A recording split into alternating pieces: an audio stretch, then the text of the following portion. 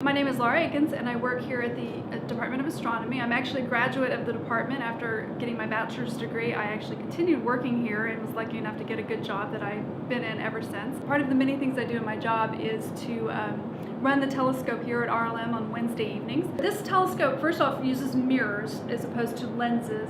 The one over at Painter uses lenses, is what we call a refracting telescope. This is what we call a reflecting telescope, which is kind of the obvious name since it uses mirrors. And the main mirror in this telescope is a 16-inch diameter primary mirror. There's also a small secondary mirror up at the top of the tube that bounces the light around to get it down into the eyepieces. Depending on which eyepiece we're using, we get a range of magnifications. Usually, depending on the object, we'll go between about 100 magnification for maybe like the moon to up to 200, 300 for something like Jupiter or Saturn. But from here in Austin, we're of course limited because we do have what's called light pollution, and that is all of the energy that is going up into the sky as opposed to being directed down on the ground where we actually are attempting to light.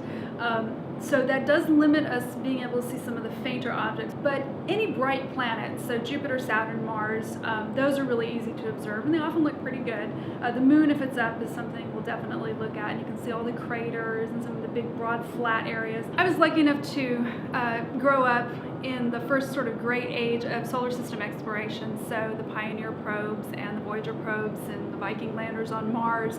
So when I was about 8 years old, when Cosmos originally aired, Carl Sagan's Cosmos, I watched that and got really interested in it, found it fascinating, and sort of always had an interest in science after that. I actually for a while was more interested in becoming an astronaut, but I got a little more realistic about that when I started researching some of the things you have to do to become an astronaut, and so I decided then to major in astronomy. Carl Sagan was really one of the first great popularizers of astronomy, and he kind of made it cool to do that. Scientists realize how much more important it is to share with the general public what they do for a lot of reasons, in large part because a lot of the stuff that we do is funded by taxpayers, so we want taxpayers to know what their money is being spent on. Being able to bring that to the public, especially the school kids, and maybe inspire the next generation of astronauts and astronomers, and maybe even the first person who will walk on Mars could have been one of the kids that came on one of my field trips. Going out and actually doing the observations yourself, or actually looking through a telescope, gives you a bit more of a grounding in it.